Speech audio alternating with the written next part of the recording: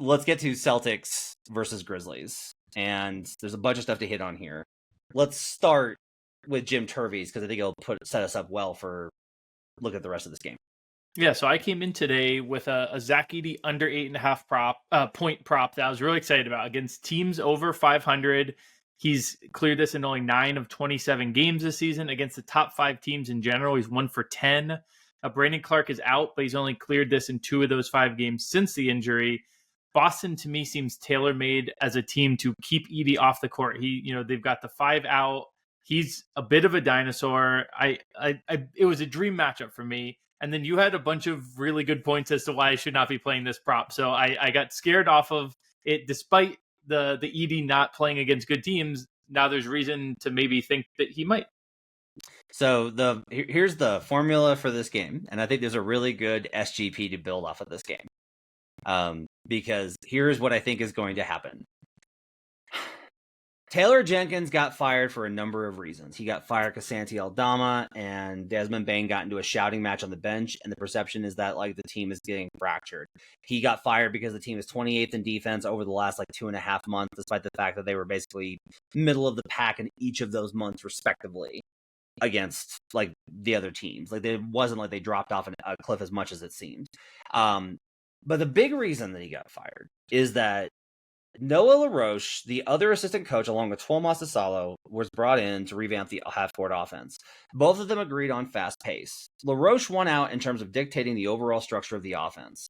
And what LaRoche had dictated was a 5-out, very fast, no screens offense. It's almost no screens. Memphis ran a lot of basically isolation, attack one-on-one, spread the ball, cut, those kinds of actions. Okay? That moves specifically away from 2 very distinct players. One is Ja Morant. The other is Zach Edey. Now, on Ja's point, Ja comes back and is upgraded questionable after Jenkins is fired, and everyone goes, of course Ja got Jenkins fired. Here's what I've heard, and you can believe it or you cannot. I don't mind if you don't believe it, because you're not obligated to believe an NBA player when he says he wasn't involved. I don't think that Ja has the pull in the organization that he had 2 years ago before the suspensions and all the nonsense. I just don't think he has that kind of pull. 2, he was always going to play in that game on Friday. It was Murray State night at FedEx Arena. He was always FedEx Forum. He was always going to play in that game. He was ramping up. He was always going to Jenkins had basically said, yeah, Ja's probably back on Friday. So I do not think that Ja Morant got Taylor Jenkins fired. I do think that Ja probably was unhappy with the offense and wanted it to go back to more pick and roll because that's easier for him and it puts him in a better position to win. You know who can't play 5-out, no screens in a fast-paced offense? The guy that the front office reached for with the 9th overall pick last year. They hyped up Zach Edey as this is going to be the difference maker for us. I screamed about this pick on draft night on Buckets. I yelled about it. We won on it, though. Hated it. We won on it, remember? We bet him top 10. Oh, yeah. We did. Because I thought somebody would. I didn't think it would be the Grizzlies. And they took him, and it didn't fit then, and it doesn't fit now. You have all these athletes, and then you're like, oh, and also Zach Edey. He's going to plod up and down the floor and take some hook shots. But in that game versus the Lakers, the biggest determinant, the biggest thing was Ja's numbers weren't great from an efficiency standpoint, but he looked much more like himself because he was getting the type of shots that he likes to take because he was running pick and roll. And Zach Edey had 14 points, played more minutes than he has because that is a big direction. DeMichael Cole of the Commercial Appeal noted that prior to the firing, that Edey had come off the bench in the last 3 games and seen his minutes decrease over the last month. They want to emphasize Zach Edey. Now, I don't think that's wise. I think putting his ass on the bench and being like, hey, kid, when you get, and as you get better, you're going to be a big part of our future. Totally fine. I personally don't think it's ever going to be good, but that's fine. That's okay. I don't think Zach Edey sucks. I just don't think I think it's going to be hard to build an elite defense around him. But they're going to do it. They're going to force feed this issue. This is the front office this is what the front office wants, is they want Zach Edey more involved. So I think Edey is going to go way over on his points prop anytime for it to be double digits. That's crazy to me. I love the over here. Have I convinced you, Jim? There still is him against good teams, and I do think the Boston of it all is like, do you think he's going to be able to hang even in this? Like, do you think, like, if he's like a minus 15 and like they're just like popping threes on him, are they going to just force him out there? Yes. Yeah, they might. I think what you would do then is you would hit like an alt over on his like PRA, like grab him to go or grab him to do double to finish with a double instead of just over 8.5. I think that if you're right, you're really right in this case. And if anything, he'll have like good matchup, a good matchup against an undersized Boston. So I think you go double or avoid it. I wouldn't just play over 8.5. I think there's still game scripts that keep him off the court. Yeah, Boston, I would do something like double Porzingis threes. And you're gonna be in a drop. Porzingis is gonna shoot threes. You're gonna just keep doing this because this is what you want to do.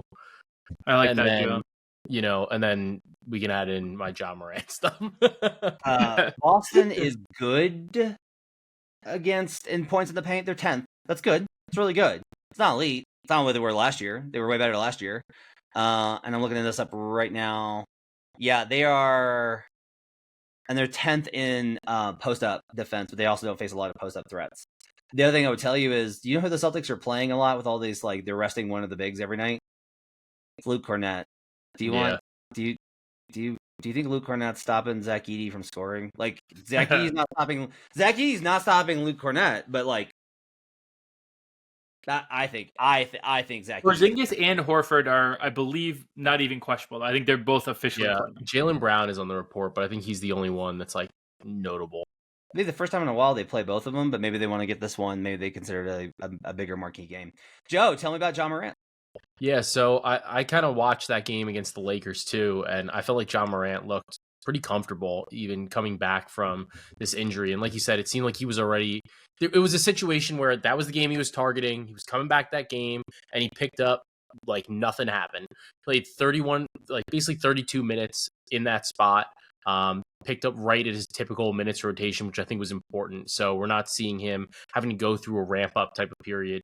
I liked over 34.5 PRA. He set this in 8 of his last 10 games, and his 2 misses in these last 10 are both at 33. Additionally, over the past couple of seasons, he's hit this in all 4 games against the Boston Celtics.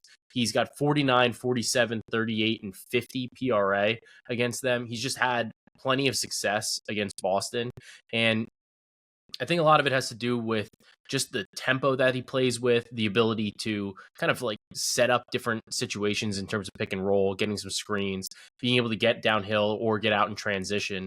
And they are going to give up some of those opportunities because they are 2-point shots, and Boston does a better job at limiting threes. So I do think this is a good opportunity for Morant. I think that he's going to be a little bit more comfortable. And even if we looked at what he did against the Lakers, just took a ton of shots. And he also saw a pretty big spike in his assist rate. So he had 10 dimes on 15 potentials, which is a little bit of an uptick off of what he's had for the season. I think that, if we see Edey in there, those are going to be a couple extra pick and roll opportunities, some easy dump offs, maybe a couple alley oops to Edey.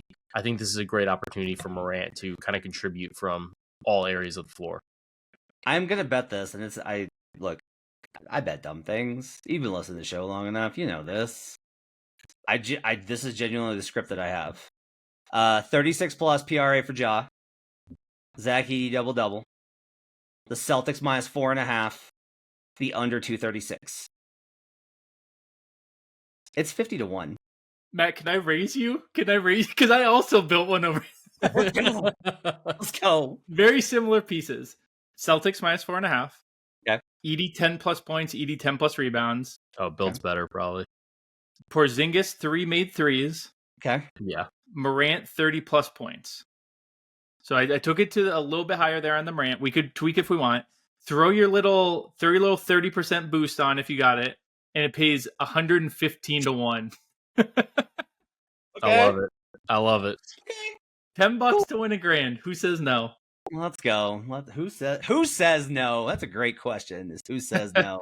The answer is most people should say no, only by fractions of a unit on this play. Yeah, but I am definitely betting this. I just hit I don't want I'll tell you what. I don't want the Porzingis threes because they're going to put Edey on Horford, and they're going to put Jaren on KP, and they're going to switch that action. Hmm. What they're going to do. But we'll see what happens. Maybe I'm wrong, and they put Edey on KP, and then KP bombs. That's entirely possible.